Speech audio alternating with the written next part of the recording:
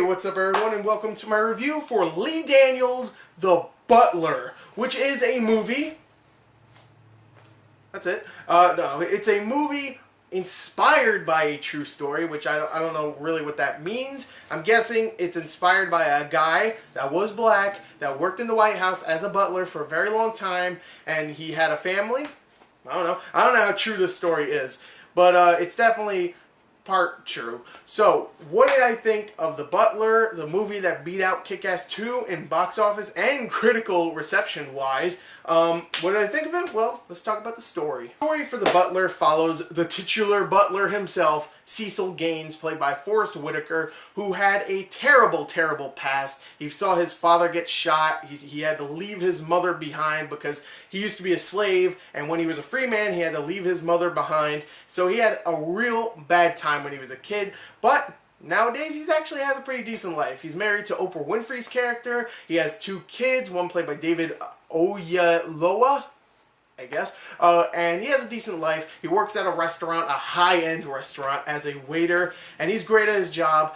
And because he's so great, someone from the White House goes to that restaurant and notices that he is really good at his job. So they want him to work in the White House. So from there on, it's pretty much watching this guy just be a butler in the White House for like 20, maybe 27 years, I think, 28 years of his life, and pretty much watching all these presidents come and go, all this racism happen, because of course he's black, if you didn't know Forrest Whitaker was black, and the Civil Rights Movement, of course, and Vietnam, and dealing with his actual kids and stuff, especially David Oyelowo, I think I'm saying his name right, and dealing with his son, who is a part of the Civil Rights Movement, and just all that stuff. You know, it's a movie about this guy, but mostly it's about him and his family, not just him, which was a little disappointing. I wanted it to be mostly about him, but it's really not just about him. It's about everybody in his family, which isn't bad, don't get me wrong, but I was looking forward to this movie because I thought it was going to be about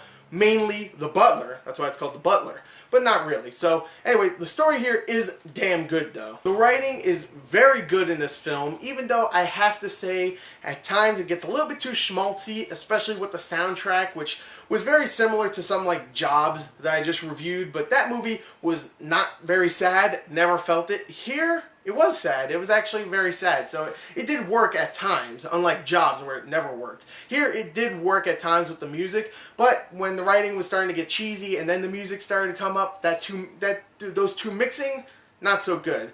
Those parts kind of dragged and made me go, okay, this is kind of corny. But then it goes to something else, and then the writing's very good, and you do feel something. I really like that this movie balances out all of these different characters, and the presidents, of course, who are not characters, they're real people, and of course the 2 big subject matters, the one huge one that's very apparent in this film, Civil Rights Movement, and Vietnam.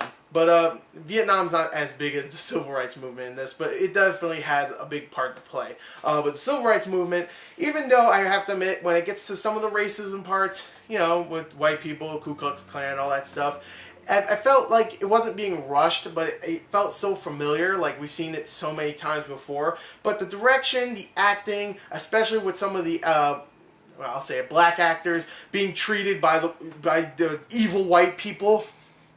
I'm evil, but the evil white people. But you know, some of the actors actually portrayed fear and just sadness so good. Like, they were terrified. Like, there's some damn good supporting actors that, like, had no lines whatsoever that did a damn good job here.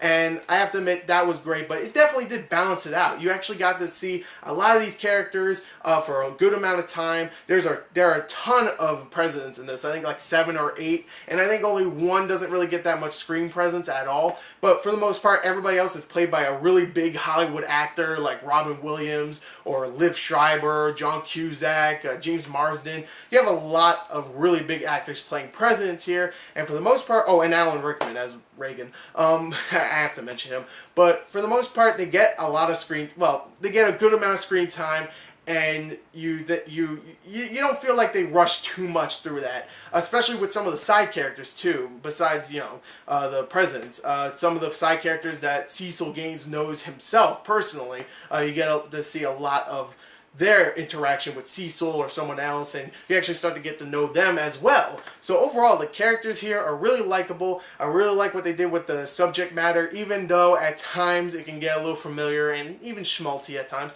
But for the most part, it's great here. The story is phenomenal. Even though I wish it was more about the butler himself, I still really enjoyed it. And the acting, there are so many actors in this film. Let me just say this. The standouts are Forrest Whitaker, Oprah Winfrey, James Marsden as JFK, who did a fantastic job. I was very surprised by that. Alan Rickman as Ronald Reagan, Robin Williams as, I think, Dwight E. Eisenhower, and who else? There was someone else I really liked. Oh, David Oyelowo.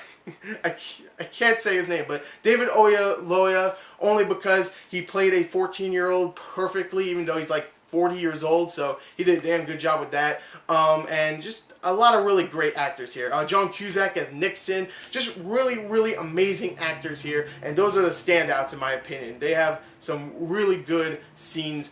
Perfect. They're great. Oh, and also Cuba Gooding Jr. is actually really good in this film. So you know what? Overall, that's pretty much it.